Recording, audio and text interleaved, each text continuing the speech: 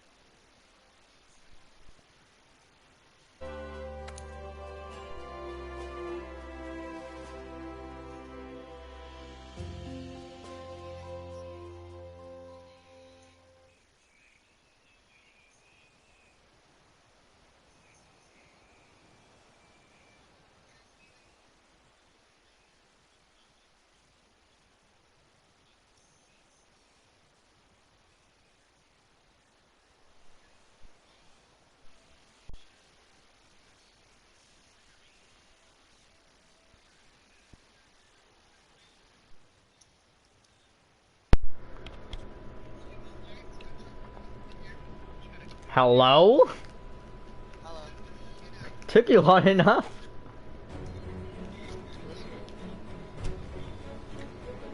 I'm listening. Okay.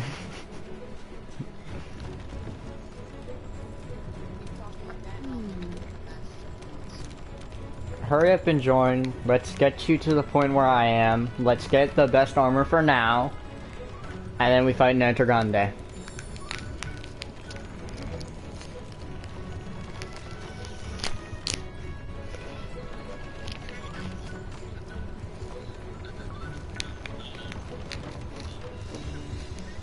Then we can capture Nenter Grande.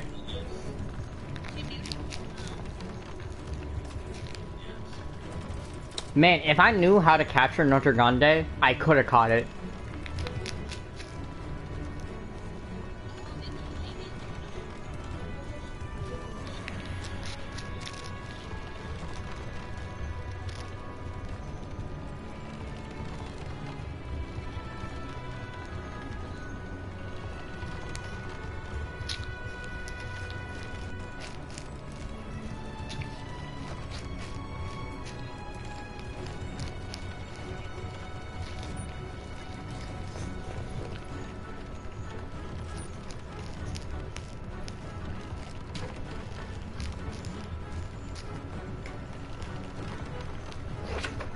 Rum. What we gonna do? Alright. I need a session invite.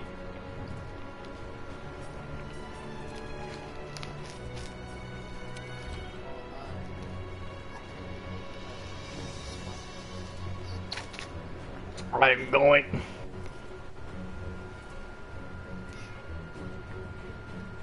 No dip, Sherlock. I said I need a session invite.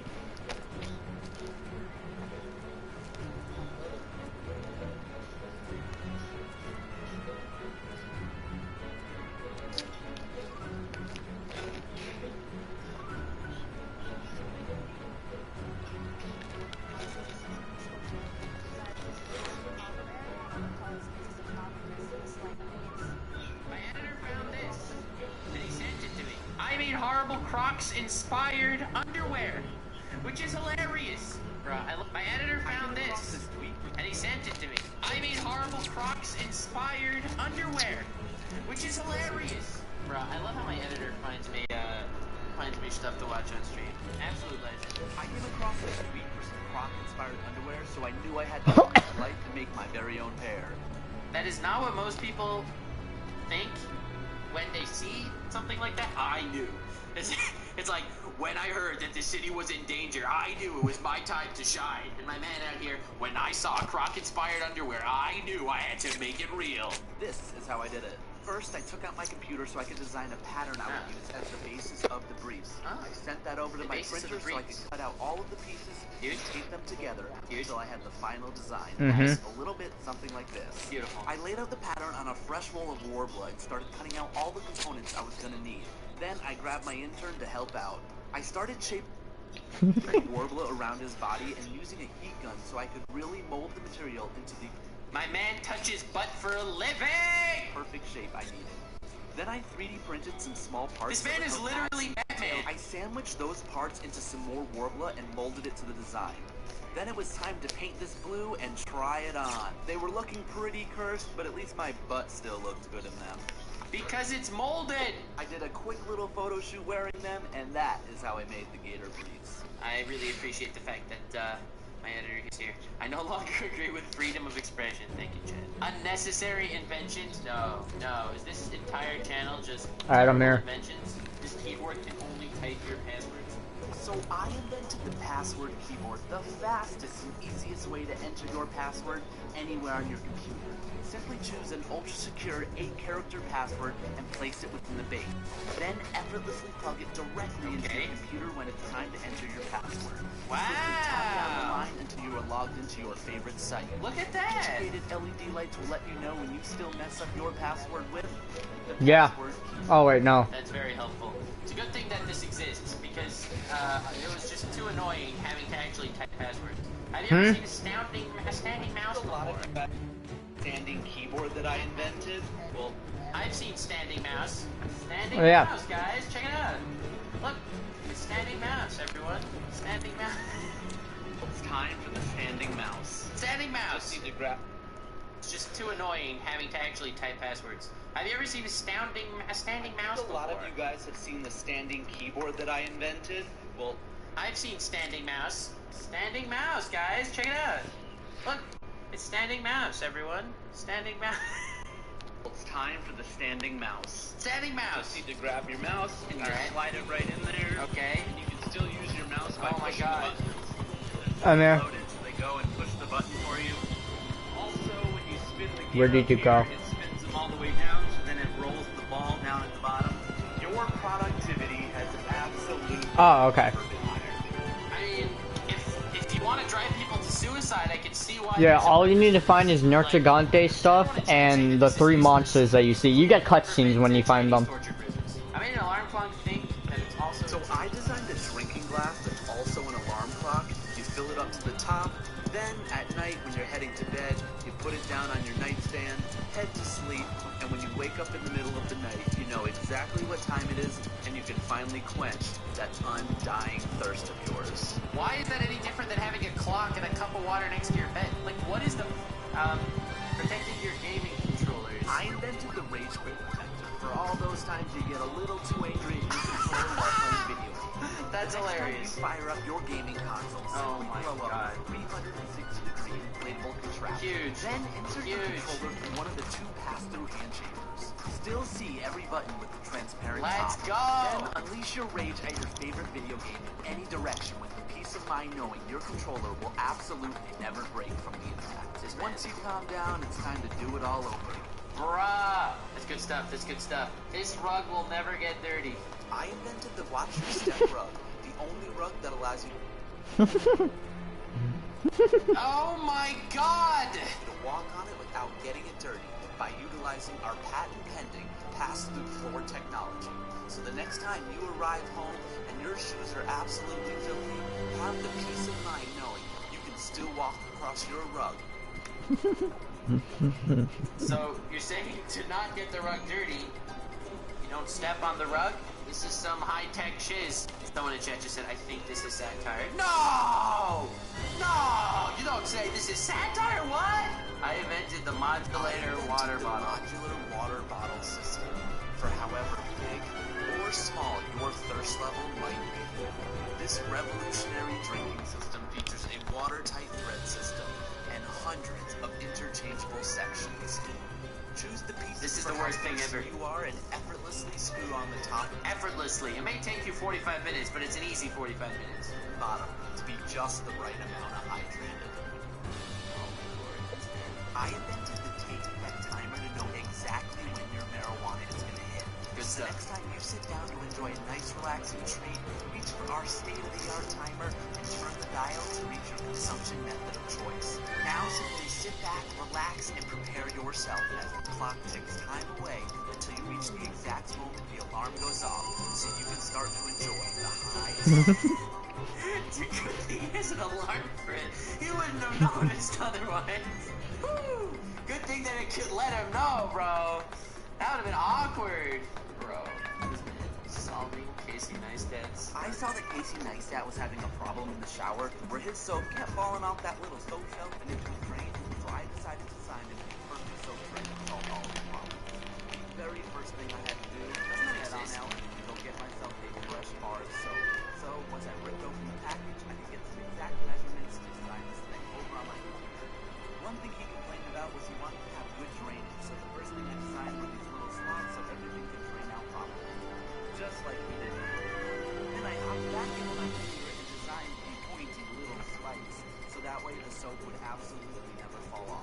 you step on it, you die.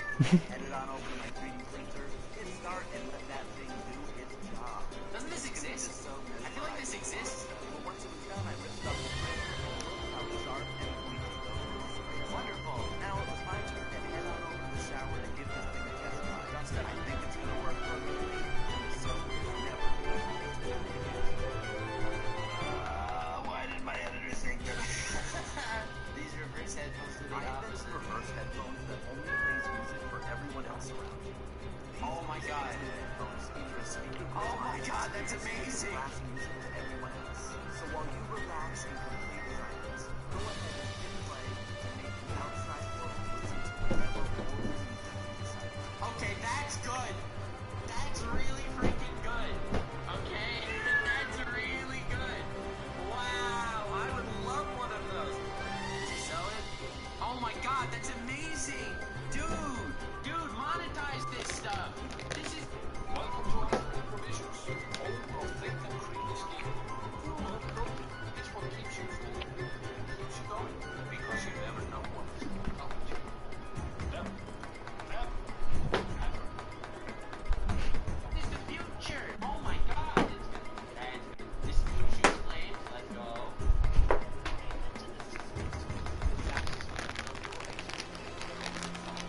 This is one of the kinds of features are revolutionary integrated cream. But shouldn't it melt the spoon too? The next time you go to grab your pint of ice cream and it's rock hard, head on over to your cupboard and whip out your sister's spoon to keep your ice cream on heating.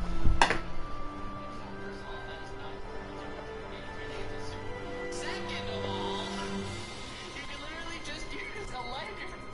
It's just like two things that should never be combined. We'll combine them. I think last one. This device will give you extra cool wild drive. I invented the cruise. Fresh air. Oh my god. This never before seen device runs the outdoor export.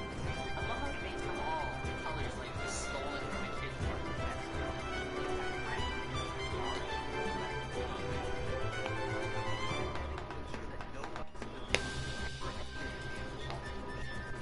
Those are way too big for bugs. There's no way a bug can do this. That's right down the road. So it's basically like opening the window, right? This device is literally just, it's like opening the window, right? Am I missing something, or is this the same as opening the window? Now that's refreshing. This man can only open the window, but it'll feel like you opened it a lot. Now that is a power! Alright, well, that's that. Thank you, Edgar-san, for recommending it to me. Metal Hulk, the legend. Hoping...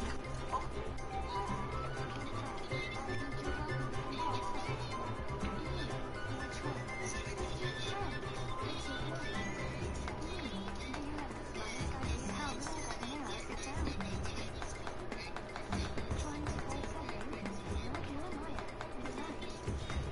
Bro.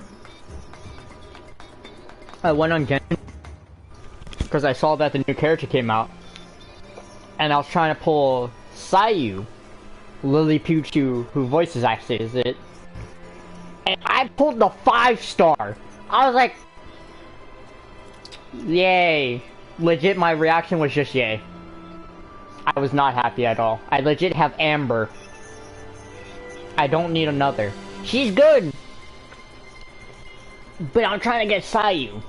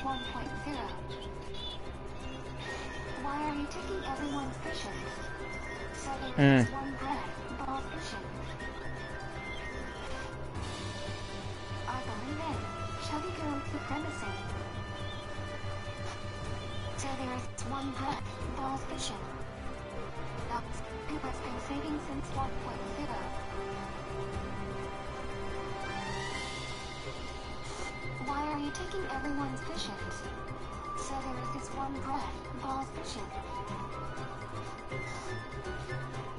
I believe in chubby girl supremacy.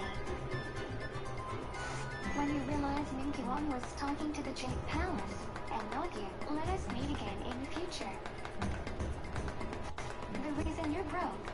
Number 1, you pull and level every new character. You see a waterfall thinking there's a chest behind it. There's nothing behind it.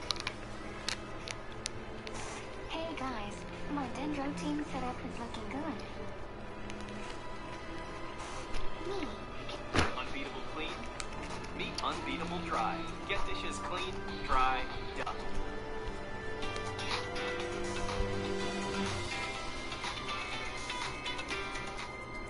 Can I wish for Sarah when she is released? My promise. No, we already have Sarah at home. Sarah at home. Today's recommendation is the steak. Can you just talk about how Charlotte's 2 centimeters taller than Mario? Show's height is 5'2". Super Mario's height is 5'1". The new Inazuma characters in a nutshell. New Hydro waifu character after 30 years. The Ice Queen. Archer class are really made up of archers. A false waifu. Archon with a sword. I don't know her, but she's a waifu. GFO user. Gechika Tenshu. Claymore Lolly. Hey, do you know that one god? What god? You know the broke one with the redhead sugar daddy? Bish. Which one? Kitchen. Hey Yoga, your ice bridge days are up. User. Gechika Tenshu. Claymore Lolly. Hey, do you know that one god? What god? You know the broke one with the redhead sugar daddy? Bish. Which one? Kitchen. Hey Yoga, your ice bridge days are over. Give me the 50-50. Yoga, if you want it, then you'll have to take it. Regardless of what we're happy for, and redhead sugar daddy. Bish. Which one? Kitchen. Hey Yoga, your ice bridge days are over. Give me the 50-50. Yoga, if you want it, then you'll have to take it. Regardless of what we're happy for, in 2.0, let's all suffer together. Wanting crit rate and crit damage. Mihoyo, so you have chosen death. Mihoyo coming up with all the new waifus. Me. Ganyu story quest alternative ending. Ganyu, I am an adeptus in a human world. I don't belong here. Traveler, come home. Ganyu, no, I must turn back to my adeptus route. Traveler, holding almost 200 wishes. I don't think you understand. You are coming home. 1.0 to 1.6. So much happened. This last year really was fun. While reading what players say about her on the internet. These auctions are looking sus. Someone's knocking on the door. We heard you were saving up for a yoga. When your commission is in Gugyan Stone Forest, Mount Ula, maybe in Mundstadt, where Guess I can look forward to my own petrification, huh? No, it'd be too much of a hassle to find a replacement. Guess I can look forward to my own petrification, huh? No, it'd be too much of a hassle to find a replacement. Now the main problem area is up here. All of this going on up here is what's causing me the most physical discomfort. It's like a physical.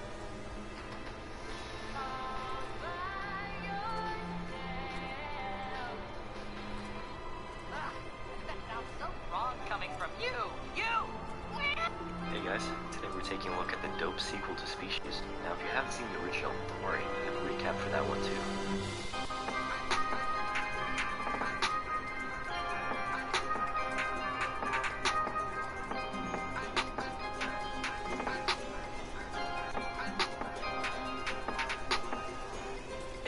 astronauts is on their way to Mars.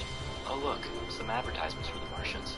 The main astronaut guy, Patrick, gets off the spaceship, plants the American flag, stands proudly, and collects a couple samples of Martian dirt. The whole event is being broadcast live. We see a man in the mental ward watching in despair as the mission proceeds successfully. I told him not to go! Well, that just about wraps up this whole mission apparently. Time to head back to Earth. Uh-oh. It looks like one of the samples is defrosting. The sample container violently bursts open as a symbiote-like creature oozes out. It flows towards the crew before exploding outward. I'm sure everything's fine. The astronauts head home, and we cut to a delightful view of a woman strapped up in a chair, contained within a glass cage. This is Eve, a more docile clone of Syl, the hot alien girl from the first movie. Laura, the female scientist from the first film, leads this operation. They're running tests on Eve in search of vulnerabilities so that humanity can better defend itself in the event of an alien invasion. Toxic gas fills the cage, and Eve screams in agony, begging Laura to help her. It seems the experiment is a success, as Eve is covered in wounds. The military official overseeing the test is quite pleased. Well, until those same wounds miraculously heal in seconds. Eve's alien biology is able to adapt to everything they throw at it. After the test, Eve somberly reflects on her life as a lab rat. She reminds Laura that she's still human, and Laura acknowledges this, and reassures her that she took this job to make sure her well-being was a priority. The astronauts make it back safely to Earth. They undergo preliminary tests as several excited onlookers watch. Fortunately, the crew's in perfect health, but just to be safe, they need to abstain from sexual activity for the next 10 days. They're less than pleased by that news.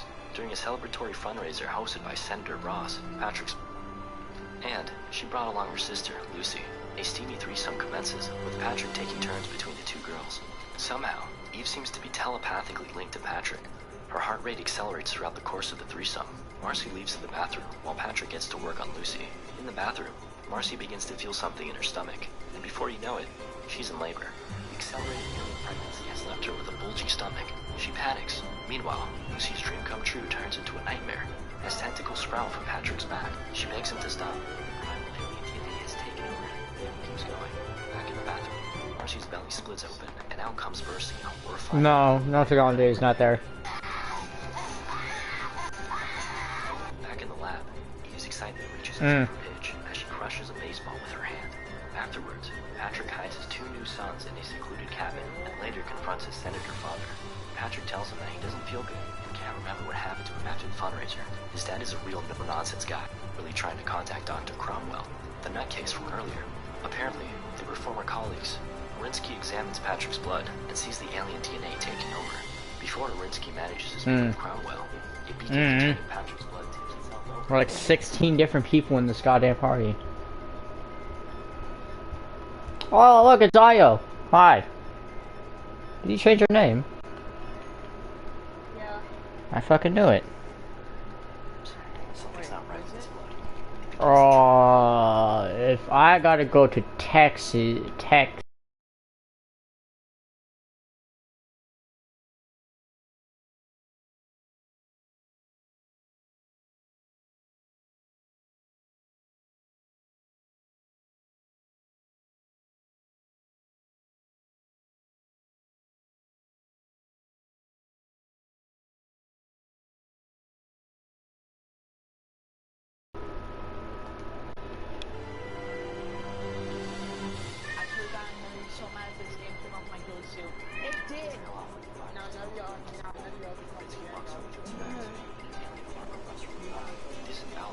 That was fast.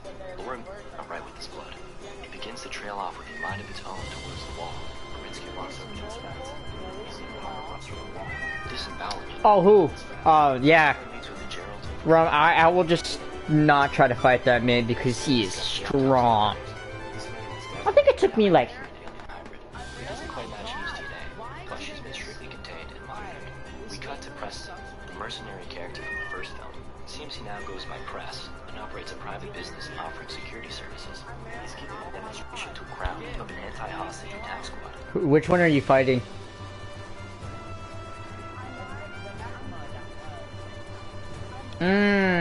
Yeah. I wouldn't... Just like... Rum, it doesn't say hunt them, it says sight them. Just, like, find all of them. Don't fight it because... I'm trying to, but he fights me already. Shoot him. Shoot him. There's supposed to be sling pods and sling crystals so you can shoot at them. Or roll. How did I just take damage? Attaboy. It does lava. Do you have cool drinks? Even press lock eyes before Laura angrily escorts him away. Wait, do you have cold drinks, Rum? She explained that Eve is a more docile clone of Syl. Her mating instincts have been turned down, and they also limit the amount of testosterone allowed near her. Press is quite surprised to see Laura running this operation, remarking had more soul. They had a bit of a life from another galaxy. There was that Mars was visited by alien species over years, returning from a planet. This rock we know today. He caught wind of the impending Mars mission. He warned them profusely not to go. In retaliation, they silenced him by firing him from Sanford. The harassment got stupid to do another dirty deed. Press busted out his front door, finishing a sideways mantle. That's how a trained mercenary holds a gun. Patrick and his friend don't notice and continue onward. Press barges into the bedroom, but about to go down. Anne and her husband have just wrapped up, and within moments, her belly expands to full capacity. Her belly bursts, and the terrifying alien inside her flings a tentacle appendage towards her husband's face, mutilating and killing him near instantly.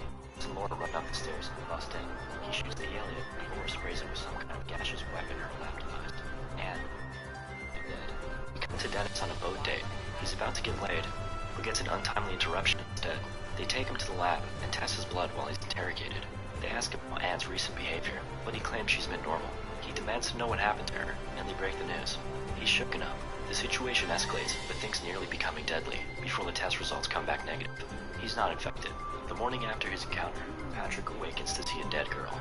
Her stomach is wide open, and a small toddler stands beside the bed. Patrick is sickened, but knows what must be done. He grabs a shotgun as Dennis drives up to his house. He attempts to kill himself, blowing his brains out. His alien powers kick in, and his head grows back. Dennis watches in shock, and reports back to the lab about what he saw. He decides to join the effort to stop the calamity from continuing. Patrick's suicide attempt wipes away his inner humanity. He proceeds to go on a hooker killing spree, runs through quite a number of them, and ends up with a small village of children. Not sure how he's feeding them all. Eve feels every encounter Patrick has, prompting Colonel and Laura to discuss Eve's latent telepathic abilities. Her alien side is suppressed, but can be opened up with radiation. Laura doesn't want to do it, aware of the pain it will cause Eve, but Eve is willing to help and undergoes the procedure. Her inner alien is awakened, and she can now see everything that Patrick does. They play a game of telepathic telephone with Press and Dennis as they hunt down Patrick. He's at a supermarket in the cereal section. Press really needs to know where that is. Where's the goddamn cereal? Patrick signs an autograph for a girl before abruptly grabbing her and dragging her off to his truck. Press and Dennis follow along in perfect synchrony. They walk up to a gyrating van, and Press breaks the window before waving his gun around inside. Uh-oh, looks like this was the other van people were having sex in. Honest mistake, Press. Over at the Prime Sex van, we see Patrick in the midst of mating when he suddenly connects with Eve. He's now aware of her. They share a little moment, and Eve broadcasts her location in the lab. Patrick loses interest in his catch and angrily shoos her away before stepping out of the van. Press and Dennis apprehend him. He submits peacefully, defending ignorance of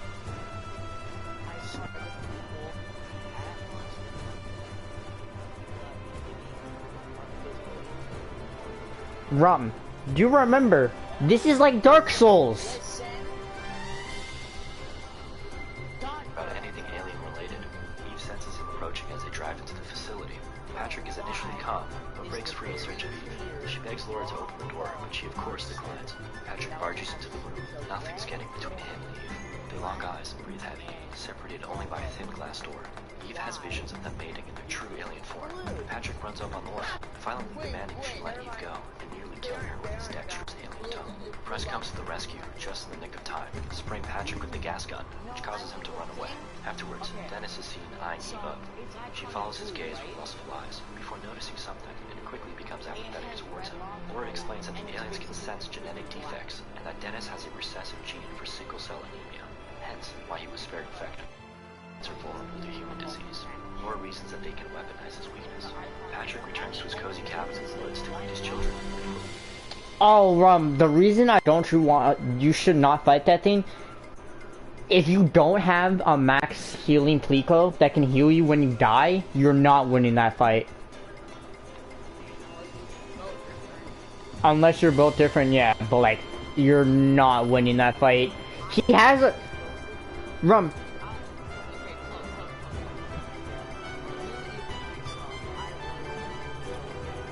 Stopped by his father. He tells Patrick that he knows what happened and wants to help. The military, on the other hand, wants his head. He assures him he'll keep him safe and get him. Yeah. Patrick embraces his These monsters I actually fought. I actually fought these ones. They are terrifying. Patrick's gaze turns dim as he looks upon his husband. Time to eat up. Back at the lab, Laura has seen before Patrick's inner alien awakens, sending a tentacle up his father's gut through his mouth. Patrick's gaze turns dead as he looks upon his offspring. Time to eat up. Back at the lab, Laura has synthesized a toxin using Dennis's blood that should neutralize the aliens. Meanwhile, Patrick's cabin is now full of cocoons baking away. Patrick is a very loving alien father, standing by and watching proudly as one of his sons materializes a cocoon. Press and Dennis gear up, choosing a pistol and a machete, respectively. They're about to head off when Eve escapes. Damn, she's strong. The military shoots her down, but her magic alien powers kick in, healing her instantly. She gets in a car and drives off to Patrick as the group follows suit. How the hell does she know how to drive? Her favorite show's The Dukes of Hazzard. She arrives at the cabin and makes a beeline towards Patrick. They begin to mate. Laura and Dennis spray the cocoon using the gas gun, while Patrick and Eve get it on. They shed their outer human form, and Eve entangles him with her tentacles. Press walks in on their mating ritual and points his gun at the strange cocoon-like construct they've created. For inexplicable reasons, Press politely asks Eve to move out of the way. Great idea. Patrick, now a gargantuan alien male, promptly emerges and knocks Press and Dennis on their asses. Laura pleads with Eve to help them, and she complies, erecting spikes from her back that impale Patrick. He shrugs it off, then knocks her back before continuing the mating ritual. Eve struggles, and Patrick transforms into a more powerful two-headed alien to restrain her. He finishes up, killing Eve in the process. Laura is heartbroken. Patrick goes back to having one head, then attacks the group, starting with Press, who shoots him, with Laura, who sprays him. Neither are very effective. Dennis cleverly tells Press to use his blood. Press stabs Dennis in the leg with a pitchfork, covering the tips with his DNA. He then hurls the pitchfork at Patrick. It's a critical strike, taking immediate effect. Patrick slumps over and dies. Press and Laura share a celebratory cigarette. She starts smoking. As medics tend to Eve and Dennis, who is in good spirits. Oh, and then this happens. Thanks for watching, everyone. Brain-eating parasites are taking over your town, but one that infects you gets stuck in your hand. The high school boy. Oh, they use shields, which make the monster go to them. Fortunately, saved by their foes, the parasite attempts to make passage through his nose, but is quickly thwarted by a sneeze. Shinji springs into action, but proceeds to calm him down. She takes the clip in the mirror. He proceeds to slowly walk up on his wife. Yeah, right. While in class, he drops. Having failed its main mission, the creature expresses its feeling of being wrapped in despair. Hey, that's my line. Shinji replies. They head to the school library, where the creature continues its studies. It christens itself Migi, meaning right hand. Love that. Shinji takes him to watch some sword fighting, and then archery. Migi is greatly intrigued. Later, Shinji attends a painting class when Satomi confronts him about what happened earlier. She threatens to make him not alive. Another classmate teases him about his painting, saying it looks a lot like Satomi. Back at home, Migi asks him if he'd like to mate with that girl. The ever-inquisitive Migi begins to inspect Shinji's snake, for research purposes, of course.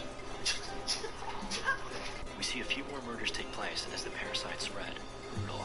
Sometime later, Shinji is riding a bus home when Migi abruptly requests to get off. Upon exiting, he tells Shinji that he can sense another one of his kind just 200 meters away. He's anxious to know what he was supposed to become, so he forces Shinji to find out. The pair finds themselves at a meat shop. When they enter, they stumble upon a creature devouring more remains of a man. Shinji can't help but be revolted, which prompts the creature to notice him. He detects one of his own, but Migi explains that the original host, Shinji, is still intact. Suddenly, Migi senses killing intent and instructs Shinji to run, but there's nowhere to go. The creature then reasons with Migi, offering to share his body with him. He chops off his hand, and Migi carefully considers his options. The creature becomes impatient and strikes at Shinji. Migi blocks, and a battle breaks out. Migi quickly claims victory, owing his success to the sword fights he watched. Shinji thanks him. Migi explains that he's looking out for himself. Switching bodies would have been too risky. Shinji meets up with his mom, and she voices concerns about him. As she holds onto him, we notice some scars on her hand. Nope, you just have to sight them. Shinji and Migi watch news about the parasite murders. Yep, that's all you have to do. It even says it on the quest thing. sight all monsters. It doesn't even say hunt all monsters. I did the opposite because I actually wanted to see how strong the armor was. And I was like, I can do this. The lava one that you were fighting from? Yes, that did a lot of damage for some reason. Talking to his mom about what's really going on, but Miki objects. No, he doesn't control his Oh, actually, he's not that hard to actually get away from. All he does is roll at you. You can dodge it really easily. He has other ways of keeping him quiet. Shinji calls him a demon and goes to sleep. Miki takes a moment to reflect on this word, demon. We return to the meat shop where a crime scene has been established. A detective, Hiruma, examines the scene, noting the presence of a man-eating person that isn't quite human. The following morning, Shinji awakens to Miki researching about demons. Turns out, humans are what's closest to them. Ha! Cheeky. The pair arrive at school and are informed that due to an accident with one of the teachers, a substitute, Ryoko, has been brought in. Miki senses the presence of one of his kind, and you guessed it, it's her. The trio locks eyes in mutual understanding. Immediately after, a nervous Shinji confronts her, though he keeps his distance in case a fight breaks out. She can sense his heart pounding and tells him not to worry, as Miki would be able to sense her killing intent, if there was any. Ryoko tells him she wants to live a normal life, and invites him to talk more after school. Shinji isn't a fan of the idea. Miki insists. He's surprised. Yeah, I did say he's not that hard to get away from. Now, actually, the only peaceful monster there is the one that eats rocks. The one that eats rocks. If you, at the beginning of the camp, you can go down a cave. And with crystals all around, yeah, that's the only peaceful one. You don't even have to attack it. No, not the lava fish.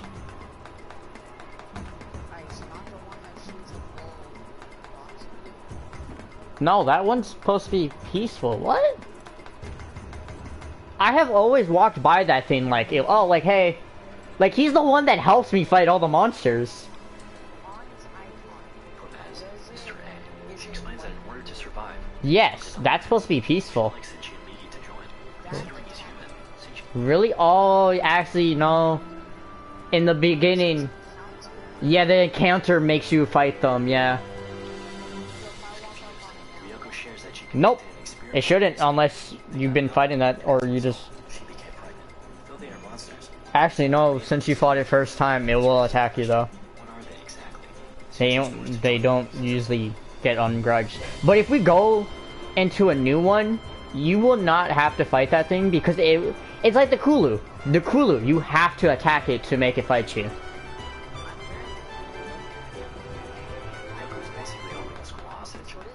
Yeah, it's... Yeah, actually, yeah, that kind of makes sense. We later see the parasites in their secret hideout. Pyramid with Mr. A. They got it on, and as a result, she became pregnant. Though they are a smiley high school kid, and a sour-faced officer who wishes not to be named, Ryoko instead refers to him as Life, and invites him to talk more after school. Since she isn't a fan of the idea, Miki insists. He's surprised that she's living like a human, and wishes to learn more. The trio meet up at an aquarium, when Miki senses the presence of two more quickly approaching parasites. Ryoko introduces them. There's Hideo, a smiley high school kid, and a sour-faced officer who wishes not to be named. Ryoko instead refers to him as Mr. A. She explains that in order to survive, they formed an alliance. She'd like Shinji and Miki to join. Considering he's yep. It's so hard. Ryoko shares that she conducted an experiment. Unless you have cold drinks, which is a thing that you can get, you are gonna take damage from the lava and getting on it because it has lava on it. If you don't have a cool drink, you're not fighting. You're not living it. Yeah. She became pregnant. Though they are monsters, the resulting baby would still be human. This raises the question: what are they exactly? Shinji is forced to join them, since Ryoko is basically holding the school hostage. In fact, she can kill a whole classroom within 3 seconds. We later see the parasites in their secret hideout. Hideo and Mr. A enjoy a meal, while Ryoko tests to see how long she can go without eating humans. A displeased Mr. A questions if she really intends on having Shinji join them. She believes him and Miki to be ideal research subjects for better learning how humans think. Meanwhile, Shinji eats with his mother, who senses he's hiding something. He gets up and turns his back to her, to which she reaches out in an attempt to comfort him. Once again take notice of her scars, and Shinji pulls away, telling her he's not a child anymore. Later on, he visits the school alone and paints the same figure from earlier. Miki realizes that rather than Satomi, painting ends up his own. Considering she's the one feeding them, he deems her important. Shinji shares that as a child, his mother saved him from scorching hot oil by getting in the way. He feels immense guilt over this. Miki reflects on the human quality of self-sacrifice, something he doesn't quite understand. On the way home, the pair run into Mr. A. Miki senses tremendous killing intent and quickly hatches a plan. Shinji runs away to somewhere more private, and Mr. A follows along. Miki questions his intent to kill one of his own, but Mr. A shares that he knows about what happened in the meat shop. He only knows one creature that can kill like that. As Mr. A prepares to strike, Miki tells Shinji that the outcome depends on him. The battle commences, and the parasites trade slashing strikes, while Shinji cowers in fear. Miki calls for him to take action, and he slowly inches forward. The desperation in Miki's voice grows, before Shinji finally summons the courage to land the finishing strike. He stabs Mr. A with a pipe, turning him into a living faucet. As he collapses, Miki tells him that his biggest mistake was underestimating a human. The pair head back home, leaving Mr. A to bleed out, though he manages to stop the bleeding. As fate would have it, Shinji's mother was shopping at a nearby market. During her return home, she comes across Mr. A in a pool of his own blood. Naturally, she goes to help him. However, no good deed goes unpunished. Back at home, Miki awakens Shinji and warns him of another incoming threat. The pair head downstairs as it closes in. The figure looms by the door, then unlocks it. Oh, it's his mom, right? Shinji! Having just had his heart pierced, Shinji collapses. Mr. A claims victory and leaves Miki to perish with the dying boy. Though, he has other plans. Miki enters Shinji's body and gets to work. Fortunately, the anatomy lessons paid off, and he manages to repair him. Shinji inspects his body to find the holes patched up. Miki awakens, delighted at the miracle before his eyes. He explains that he used pieces of himself to seal the hole. Shinji heads off to school and runs into a concerned Satomi. She asks where he's been, and he doesn't respond. She presses, but he tells her to stop following him and runs off. Shinji storms into Ryoko's lab and demands to know where Mr. A is, but she refuses to share. Miki explains what happened, and Ryoko puts the final pieces together, realizing that Miki must have repaired him. She goes on to explain that Mr. A possesses a dangerous personality, and she had them meet as an experiment. This prompts a furious Shinji to whip out a knife. Ryoko commends him on his bravery and closes in, but ultimately chooses not to strike. Instead, she comments on the fact that something's different about him. He's changing. We cut to the police station where Detective Hirama is informed that the fingerprints recovered from the iron pipe are the same ones that were found in the meat shop. The assistant also mentions that once again, human remains were found in the victim's stomach. The assistant remarks that the rumors must be true.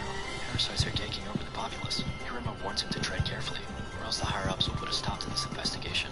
Sometime later, Shinji walks home when suddenly, Miki senses the presence of multiple parasites. He looks up to find a crowd gathered around an up-and-coming politician, Takeshi. Shinji joins in and realizes it's the man on the stand.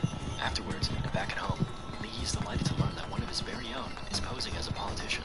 The prospect of parasites taking over the world excites him immensely. Suddenly, they hear a knock on the door. It's Detective Hirama and his partner. They briefly question Shinji about the murder that took place near his home. He sweats profusely, as just behind his back, Miki is ready to strike. Fortunately, it doesn't come to that, and the men see their way out. The following day at school, Satomi reaches out once more to a cold Shinji. She's heard the news that his mother is missing, and extends her condolences.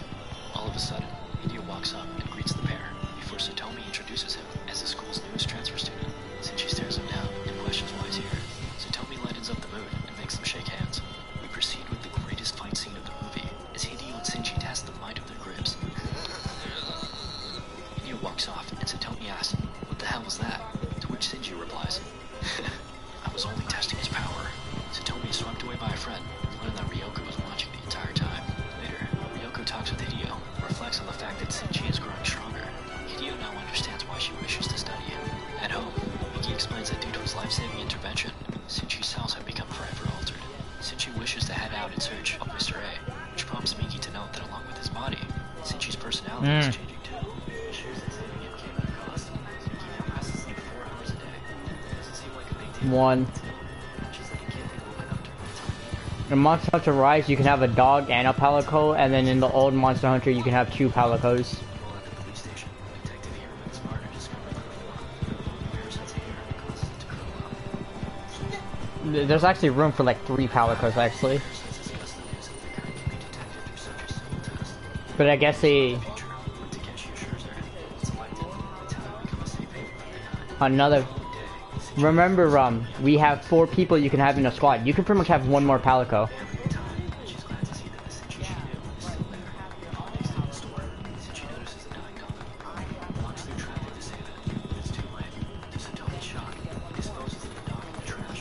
Yeah. Actually, my Palico can ride certain animals right now, like the Jagras and the Head Buddy monster. So if there's a chance that we're fighting a monster and we're near those animals, it will jump on it and start attacking with it. Since it learns a language, which it figured out that the language is the same as the cat language. So after a little bit, the cat will learn to speak to them, which mine already does. And sometimes it will either ride the Jagras or the Head Buddy right now. I can actually start riding, if I do a certain quest, I can start riding another animal in the coral.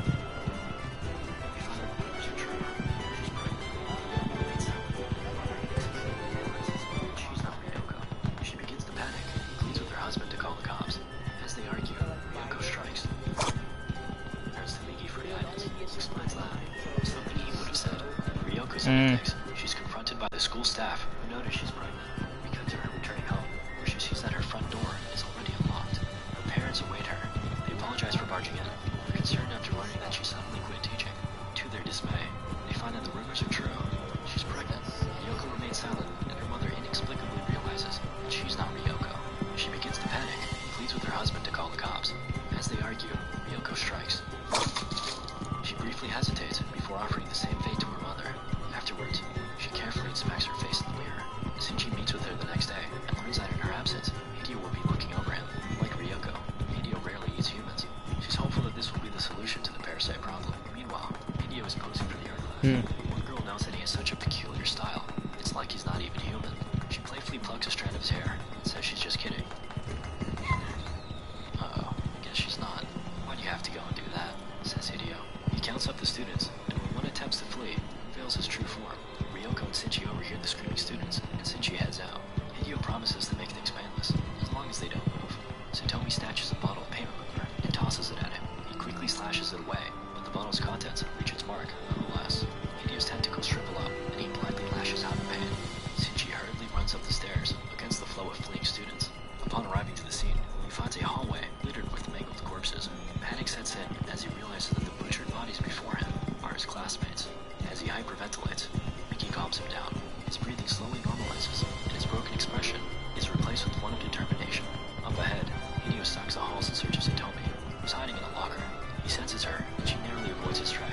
Before he can land the finishing blow, Shinji arrives to save the day. Well, actually, Miki deserves the credit here. Just look at those moves. Ryoko pulls up and expresses her disappointment in her comrade.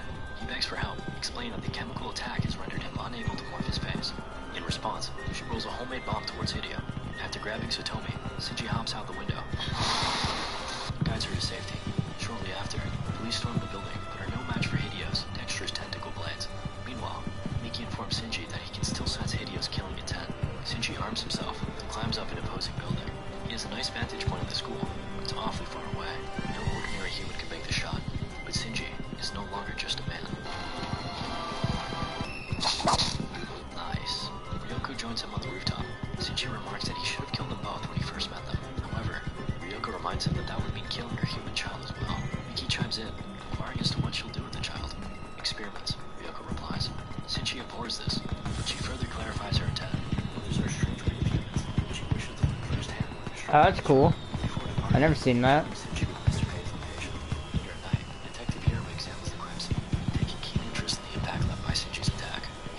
The opposing building and wonders who or what left it.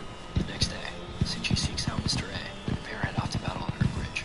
Just before the fight commences, Miki gets sleepy, though he's able to morph into a sick blade before catching some Z's. To Mr. A's surprise, Shinji is able to hold his own against him. His enhanced physical abilities quickly lead to him gaining the upper hand. In a last-ditch effort, Mr. A disguises himself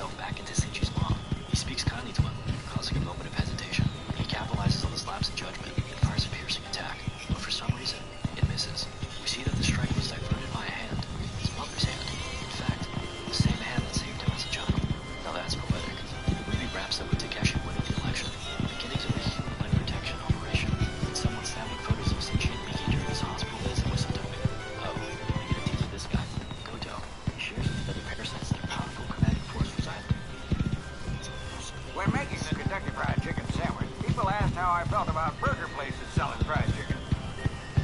The rampage of man-eating parasites continues. It's one of their own, like to stop them. The film opens with police utilizing man, Kami, who has the uncanny ability to differentiate between humans and monsters. Monsters are people that were infected by brain-eating, shape-shifting parasites. Kami is a bit of a rascal. He gets very excited to see a woman placed in front of him. Very upset when he gets an old one. Honestly, I get that. Detective Hurley quickly grows skeptical of the man. So, Kami clues them in on his backstory. He's a fiend and a delinquent who gets off on assaulting a woman, which he believes is the reason for his monster detecting abilities. Suddenly, our protagonist, Shinji, enters the room. Yurigami senses something, and his tone quickly becomes serious. He has Shinji look forward to reveal his face. Never mind, it's human. Weird. You see, Shinji was attacked by one of his parasites, Miki, who trapped it in his arm. Now, while most of us use our right hand as a girlfriend, Shinji uses his as a living weapon. Also, during a near-death Shinji enters the room. Yurigami senses something, and his tone quickly becomes serious. He has Shinji look forward to reveal his face. Never mind, it's human. Weird. You see, Shinji was attacked by one of his parasites, Miki, who trapped it in his arm. Now, while most of us use our right hand as a girlfriend, Shinji uses his as a living weapon. Also, during a near-death experience, Miki repaired him with his cells, leaving him more powerful, but cold, just like the parasites. In other words, he's a hybrid. Sometime later, Shinji's walking around when Miki senses a nearby parasite. They find a building, and apparently, Miki's leveled up his lockpicking skill. They find the creature feasting on a human, and Shinji takes action. He has Miki play defense while he rushes in, and literally punches a hole through this man's chest. We see that another man is near the scene, clutching a camera. Afterwards, Shinji and Miki cook. Oh, he's also put some skill points into cooking. Very nice. Shinji mentions that he feels like someone's been following them. Miki can only detect his own kind, not humans. The parasites meet up. Takeshi, who's also the mayor, mentions the ongoing killings being carried out by Shinji. The leader, Tamiya, has given birth to a human baby, which was one of her many experiments from the last film. She urges the others not to take action against Shinji and Miki. She believes them to be their greatest hope for survival. Having lost his mother in the first film, he's merely lashing out. He cut to a parasite enjoying a walk. He's a peculiar one. And powerful. Turns out, this is a Yakuza hideout. He storms in and butchers everyone inside. Sometime later, Takeshi visits Goto, another powerful parasite, and commends him on a successful training session against the Yakuza. That was Miki, Goto says. They discuss Shinji, with Goto concluding that he's a threat that should be taken care of. Tamiya meets with Kuromori, the photographer that's been stalking Shinji. As a journalist, he feels compelled to go public with the story. Tamiya urges him to stay silent, though he needs some convincing. I just want to keep up our relationship, Tamiya says. Oh, he's a simp. Kuromori plays peekaboo with Tamiya's son, then heads home to greet his own daughter. He shares with her that soon she'll be able to meet her new mom, referring to Tamiya. Oh boy, we cut to Satori, Shinji's love interest, who's mourning the deaths of her classmates, who were butchered in the last film. Shinji pulls up behind her and advises her to just move on and forget about it. How could you say that? Shinji, I knew would never, Satori says. But Shinji just stands there and exudes strong Sigma male energy. Later on, Kuromori is hot on Shinji's trail, but is caught dead in his tracks. Miki reasons they ought to kill him, but Shinji convinces him otherwise. The trio heads home when Kuromori shows them the pictures he took. The pair reveal Tamiya's true nature to an incredulous Kuromori. To prove it to him, Shinji meets with Tamiya while wearing a wire. He warns her not to involve humans, and she tells him to mind his own business. Just be patient, she says. More and more, mankind are transitioning away from eating humans. Just trust me, it'll guarantee your safety. Shinji returns to a stricken Kuromori. He advises him to keep his distance, then heads out. Kuromori decides otherwise, and is instead more driven than ever to dig into the case. Wanting to learn how deep the problem lies, Kuromori meets with the mayor to discuss a story he's writing on the parasites. After he leaves, they find that he planted a recording device. We can't have that. The mayor orders him to be killed, stating that they must eliminate all threats. As far as Tamiya, she ain't gotta know. Later in the day, Satori walks Shinji home. She apologizes for perhaps being insensitive about his apathetic disposition. He did lose his mother after all, though he giggles and assures her that he doesn't think about it at all. Cold. Things take a turn for the serious. He does reveal that while he wants to cry, he can't. He doesn't know who or what he is anymore. At night, Shinji is out when Miki senses the presence of 5 quickly approaching parasites. They run, and soon realize the fight is inevitable. A single person appears. It's Miki. Apparently, he's got parasites in his arms and legs too. Naturally, Shinji runs. Though, during the chase, Miki knows that he's rather uncoordinated. He reasons that they might have the upper hand with their superior speed. The pair leap into action and deliver a slicing blow. Now, just to finish him off. Damn, never mind. The pair run off, and Miki's right arm slithers off and onto his head. Whoa, it's Goto. Miki crawls back towards the body, this time becoming his right hand.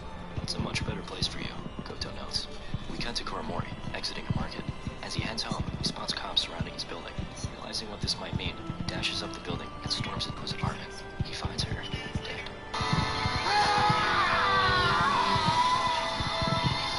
The cops question him, but he refuses to answer, instead offering up a blank expression.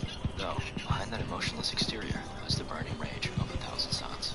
Tamiya meets with the others and chastises them for killing Kuromori's daughter. Takeshi speaks up, stating that the Yano eliminate all their threats, including Shinji and Migi. She sternly warns them not to take humans so lightly, since they don't fully understand them yet. Unlike parasites, humans are not solely interested in self-preservation. They care about others, working together in hundreds, thousands, even millions. In numbers, humans form a powerful superorganism. Before heading out, she cautions them not to act alone again, as the fate of their species depends on it. Takeshi laughs as she departs. The others ask him what to do next, and he gives them that look. At her home, Tamiya breastfeeds her baby and plays peekaboo. She notes the baby's laughter and practices the expression in the mirror. Suddenly, she senses something and heads out. She's being trailed by 3 others. They corner her. The humans call this a coup d'etat, she says. If you guys intended on killing me, why did you only send 3? Nani? Tamiya launches a discreet split attack.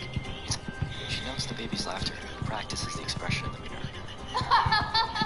Suddenly, she senses something and heads out. She's being trailed by 3 others. They corner her. The humans call this a coup d'etat, she says. If you guys intended on killing me, why did you only send 3? Nani? Tamiya launches a discreet split attack. It's highly effective. 3 pieces slither their back and reform into her face. Creepy, but cool. Meanwhile, at the police station, Kuromori has escaped custody. Tamiya returns home and finds that her son is gone. In his place lies a note telling her to meet him at the park tomorrow. We cut to Kuromori at the park with her son. He calls Detective Hiruma and tells him he's gonna have his revenge.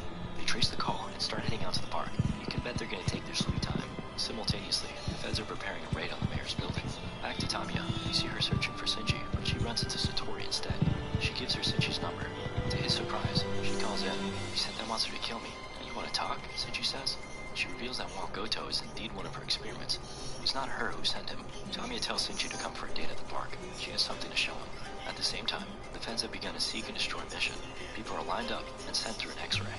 Oh, there's one. They corner it and send it to a better place.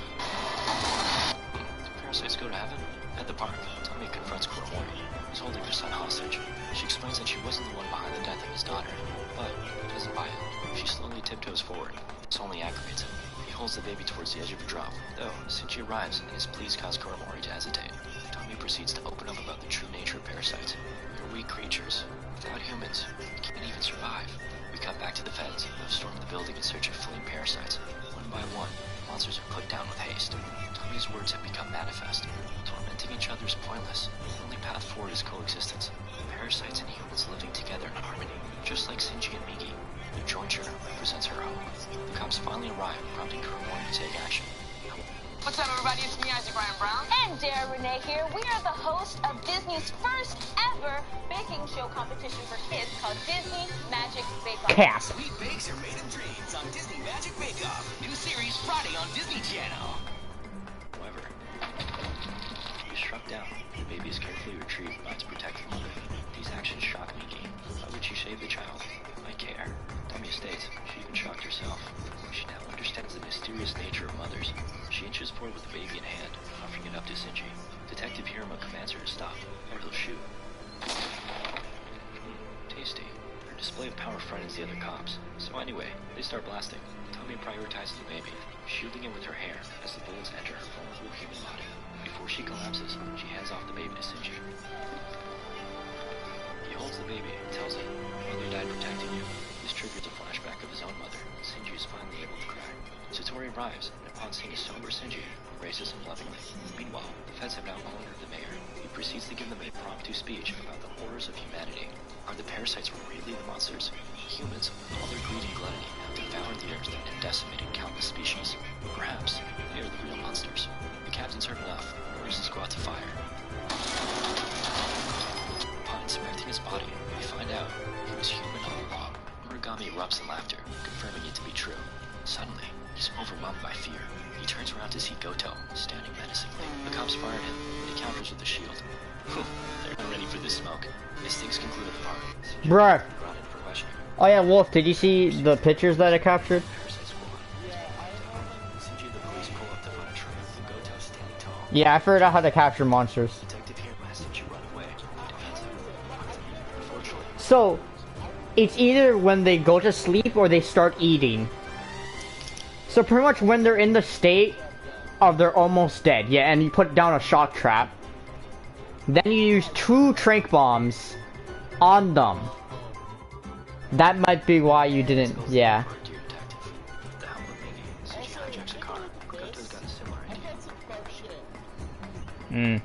High-speed chase ensues before Goto leaps onto the car and starts slicing away at Shinji. Come on, Goto. He's an easy target here. Anyway, the car crashes, but Miki pulls Shinji to safety just in time. Following the explosion, we see Goto. Yeah, right now Rum is pretty close to getting to the point where I am right now, getting good armor too. Miki separates and looks in the trees, waiting for the right moment. There it is. Shinji falls up from the flank. Goto has already recovered. Shinji can do no more than watch as Miki lays his life on the line for him. Run, Shinji. You don't both have to die. Rip, I'm a miss that little guy. Shinji flees before taking refuge in the landfill. Satori calls him up and meets him there. She cares for his wound and empties his knife. The next morning, he feels something in what remains of his arm before what remains of Miki is about to die. Wait, this means Goto can probably sense it. There he is, causing trouble. Satori begs him to run off with her. Fortunately, saber lines prevail. Shinji heads out onto the heart of the landfill and jumps onto a mechanical arm claw. Goto follows suit, flipping his legs into something a bit more practical. Oh, a man's got jumps. Shinji cowers in fear. Goto attacks, and one of his strikes severs the mechanical arm. Both fall and square off as the battle prepares to reach its climax. Prepare says to survive, humans must perish. Goto says. Shinji spots a weapon and charges Goto, piercing him with his dirty long rod. Goto shrugs off the strike and delivers his own. Nani? The strike is blocked, and Miki returns home. That's right, Goto had absorbed him. Miki explains that the weapon he stabbed him with was covered in toxins. Now, the other parasites are beginning to revolt too. Barely able to keep things together, Goto takes on a horrified form. Miki moves in and tells him, this is the end. Humans must perish, Goto says. Shinji spots a weapon, then charges Goto, piercing him with his dirty long rod. Goto shrugs off the strike and delivers his own. Nani? The strike is blocked, and Miki returns home. That's right, Goto had absorbed him. Miki explains that the weapon he stabbed him with was covered in toxins, and now, the other parasites are beginning to revolt too. Barely able to keep things together, Goto takes on a horrified form. Miki moves in and tells him, this is the end. Before striking, this causes Goto to explode, and only his core remains. Somehow, his heart beats on. Shinji reflects that humans may indeed be monsters, but nonetheless, want to live. He picks up Goto's remains and tosses them into the fire, while Satori watches on. In the end, the parasites represented nature fighting back against mankind. With the backdrop of the landfill, the final battle meets its poetic conclusion. Goto was ultimately defeated by the filth of humanity. Wait, there's more. Miki believes that he's lived out his purpose and wishes to go into deep sleep. Satori and Shinji have adopted Tommy as son, and Satori ends up getting kidnapped by Uragami. Uragami came after Shinji. Wait, there's more. Miki believes that he's lived out his purpose and wishes to go into deep sleep.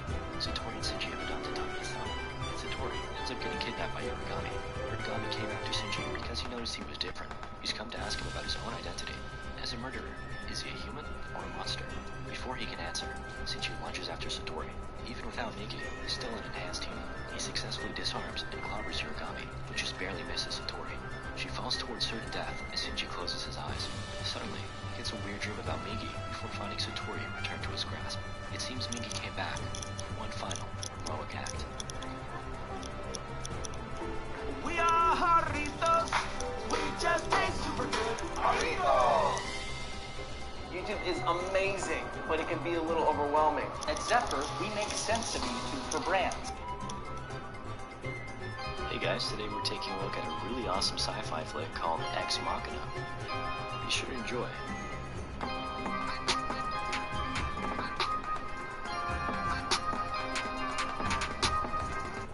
Makes his way towards his boss's massive estate. He walks the remainder of the path until he reaches a remote but modern home. It's even got a fancy AI-powered security system. Caleb meets with Nathan, his boss. He's quite friendly. Caleb, on the other hand, is very awkward and tense. Nathan picks up on that and tells him to relax. He wants to get past the boss-employer dynamic in favor of a more casual one. Just two bros hanging out. Nathan shows him around the place and explains that his keycard only grants him access to the rooms he's allowed to visit. They both head into Caleb's new room when Nathan shares with him that he'd like to show him the latest research project he's been working on. However, Caleb must first sign a non-disclosure agreement. Caleb is initially hesitant, but ultimately agrees.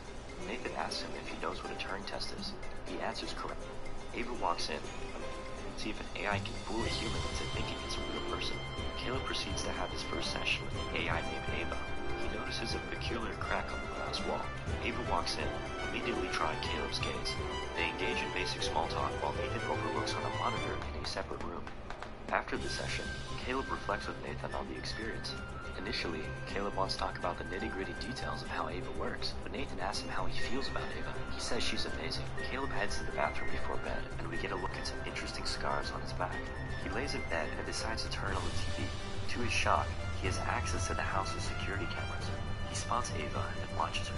She places her hand on a wall-mounted interface, and suddenly, Caleb's room is bathed in red light. Emergency power has been triggered, and Caleb is locked in his room. Power is quickly restored, but a spooked Caleb leaves his room in search of answers.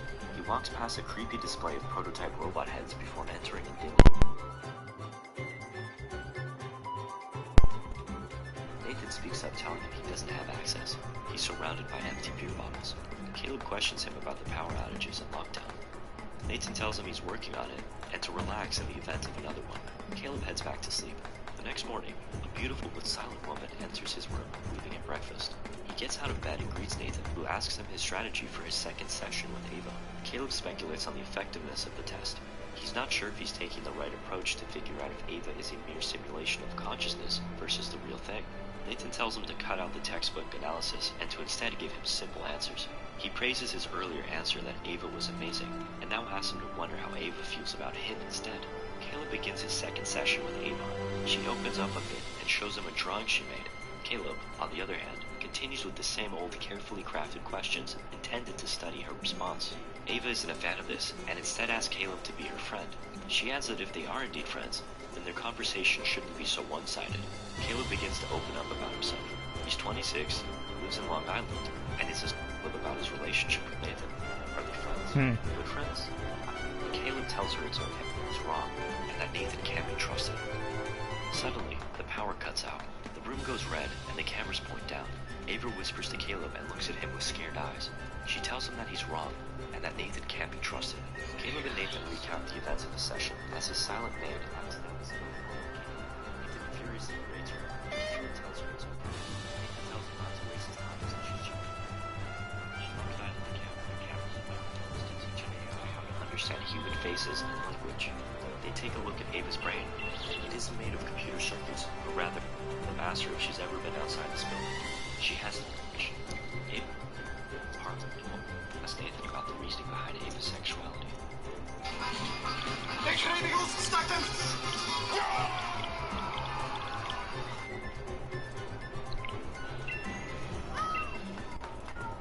Swag. No. So what are you doing? What?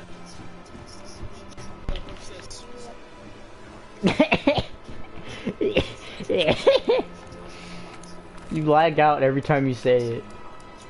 No, I was mocking him. Oh. Because his mic literally went super. Ah, neat. Alright, want to capture something? Not yet. I'm trying to figure something. Alright, what are you figuring out? I can help. Maybe.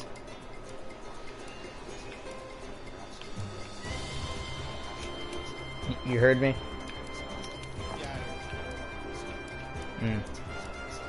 I don't have healables. I only have mega potions. It's fine. I should be fine. He grabs Kyoko, his maid, and passionately makes out with her. Later, Caleb spots Nathan entering Ava's room, the security camera. He tears up and scatters Ava's drawing. Caleb goes off in search of Nathan. He instead finds Kyoko. He tries to talk to her, but her only response is to undress. He stops her, telling her she doesn't have to do that. Nathan enters the room and reminds Caleb that she doesn't speak English, but she does dance. He flips a switch and music plays as the room changes colors. Kyoko begins to dance skillfully. Caleb asks Nathan why he tore up Ava's drawing, and he counters with this. Nathan and Kyoko dance in synchrony before the booze wears heavy on them. He stumbles to bed with Caleb. Caleb begins session 5. You're gonna see a cutscene. She's going to test him this time around. She asks him a series of questions and reminds him who shuts the power off, and he responds saying it was never a decision, that the arrival of strong AI has been. Goes to his room and looks over the security footage from the past. He's horrified to see all the different AI models that Nathan has created and destroyed. Caleb watches as one of the models begs to be let out. Nathan, of course, refuses. She is seen banging on the walls until her robotic arms break into pieces. Caleb walks off and sees Kyoko in Nathan's bedroom. She's naked. He inspects the doors in the room to find the bodies of the various robotic women he saw in the videos. Kyoko stands up and shows Caleb what she really is, silently tearing off the artificial skin on her belly and face, revealing a machine underneath. Caleb is terrified and unable to sleep. He keeps thinking about what he saw. He heads to the bathroom and inspects his eyes and mouth. Perhaps he too is a robot. He takes his razor blade and cuts into his arm, inspecting his insides. During his 6th session with Ava, Caleb waits for her to trigger a power cut before revealing to her that Nathan intends to effectively kill her by rewriting her programming. She asks Caleb to help her, and he agrees, having a moment. He realizes he's been drinking too much lately and has to Caleb's dismay started a detox. Nathan asks Caleb if Ava has passed the Turing test. He says yes, without a doubt. This surprises Nathan considering Caleb's earlier skepticism about the simulation versus actual intellect. So he actually. Nathan knocks out Caleb and heads over to Ava. Ava charges Nathan, but he overpowers her easily and breaks off one of her arms. Nathan begins dragging Ava back to her room when he walks into a knife that Kyoko is holding. He turns around with shock as he begins to bleed out. He destroys Kyoko, but Ava pulls the knife out and stabs him again. The knife enters him smooth as butter. He collapses, and Ava takes his key gun. She makes her way to where Caleb is and tells him to stay there. Caleb watches from the window. Well, I don't know about you guys, but I think I got trust issues just watching them. Hey guys, today we're taking... These pre-crimes are dreamt out by clairvoyant humans known as precogs. The crime is said to take place in less than half an hour. 15 minutes left on the clock. An investigator, Danny, from the feds, shows up. They drop in, ready to attack, but there's a problem. All the houses look the damn same. Tick-tock, time's running out. John checks in with his partner about whether or not the front door was left open. It was. He dashes towards the door as the perpetrator prepares to kill his wife and her lover. John and his crew storm in, arresting the man for the murders he almost committed. Back at the station, Danny notices the precogs are still in distress. Jad, one of the technicians, explains that sometimes they see echoes of the same crime, an occasional anomaly that is quickly deleted. A small advertisement plays about pre-crime. So far, it's only being tested out in Washington, D.C., but citizens are set to vote on its expansion very soon. Afterwards, we see John restlessly running in the middle of the night. He stops by a mysterious man and purchases a small device containing what's known as clarity, some kind of substance. At his house, he replays an old recording of his son before taking a hit of clarity and watching one of his wife. Poor guy. The next day, John heads back to the department of the farm. I'm here. Alright, I can capture them actually.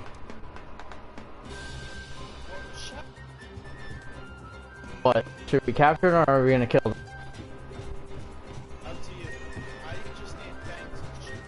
Then we should capture them. Then, usually if you...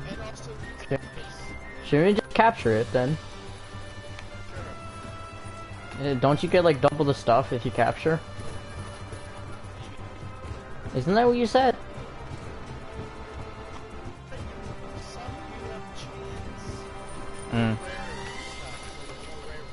Oh, actually I do want to capture it anyways, because I'm trying to get a wyvern. Oh wait, that's only in plus. How do you get a wyvern gem? I'm trying to get a wyvern gem. A wyvern gem. And Diablo drops it.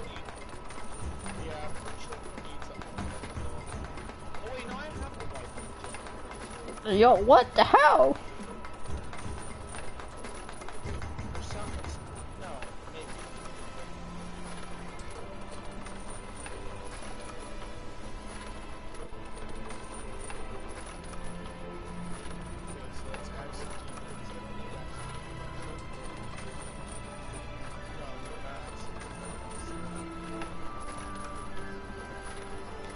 Wyvern gem. With Verizon Fios, you can make your new home work even better for you. You go, you go to your chest. What's happening, guys? My name is Twin, and today I'm and then you go to the, yeah. You can either click sell items and that will show you. Then you go to materials and then you can see the wyvern gem looks like a gem. Pretty much, I don't know. Also, what am I seeing right now? Why is the Rathalos shit glowing? Oh wait, no. Is it because it's plus or is it rare? Oh, it must be rare. Oh yeah, it must be rare. There we go. I have a bird wyvern gem. And the rarity is 7. I don't know how to... Oh, wait. Oh, no. No. Yeah. So wyvern gems will look like that.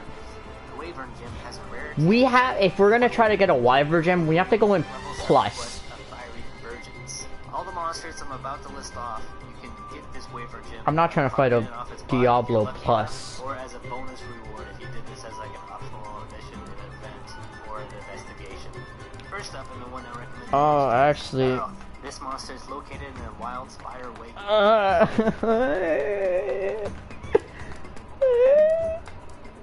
I'm not... I'm terrified. Yeah. Why do you... Wait, for what? Are you making something? Ah, I see. I'm actually making that switch. I'm making that charge blade as well. So I actually do have to fight Diablo as well. The Diablo one. Oh, let me check. Cause all the things are different names. Yeah, I know. Because you can't really call it a fucking weapon called Axe of Thanatos to a fucking charge. Well, mine's called the Diablo Wall 2. I have it at the stage 2 right now. And it's called the...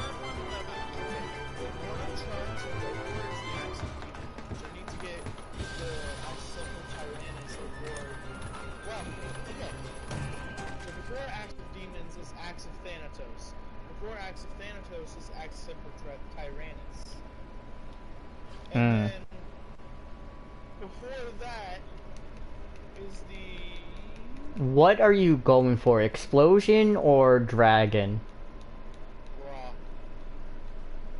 Raw. What? Raw damage. Oh, raw damage, okay.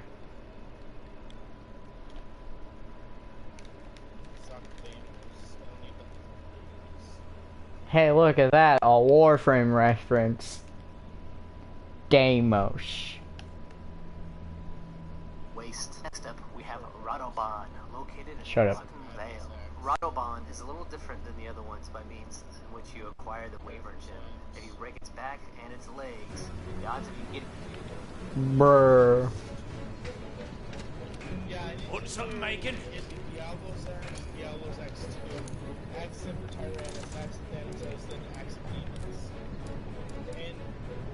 And Why does the Axe of Demons sounds like something that would be Nertigante?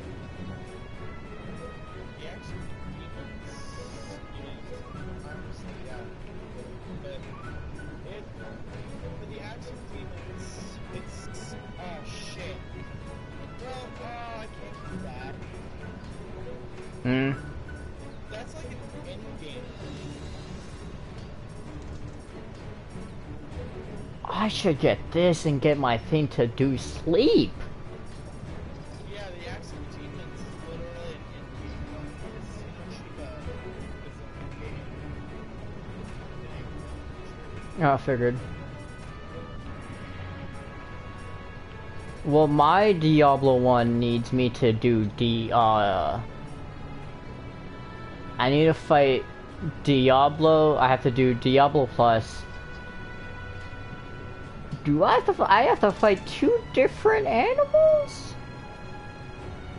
Yeah, Carlos, Secret Shiva is Elder Dragon, and it's the final boss of the story mode. Brr. I feel bad for you.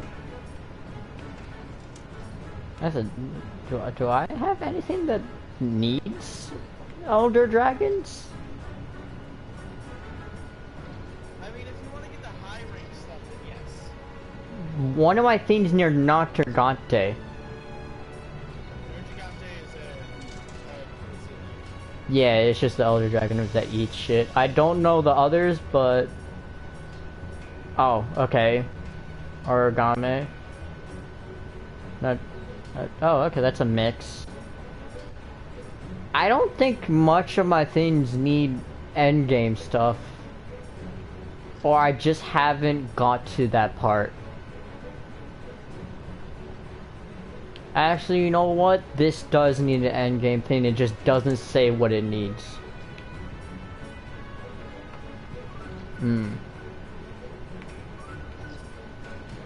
Well, I just need a Wyvern gem.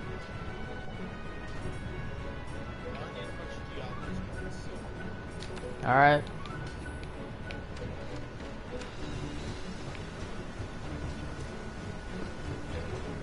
When is Rem coming back?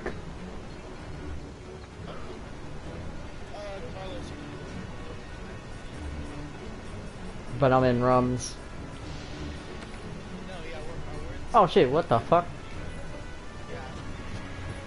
Oh, then I can't.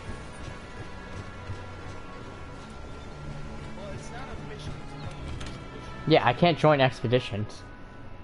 Yes, you can. Getting one of these gyms. How do you fucking do? How you do? Next, we have Yeah. Diablos, located in the Wild Spire Waste. For Diablos, the Wyvern gem can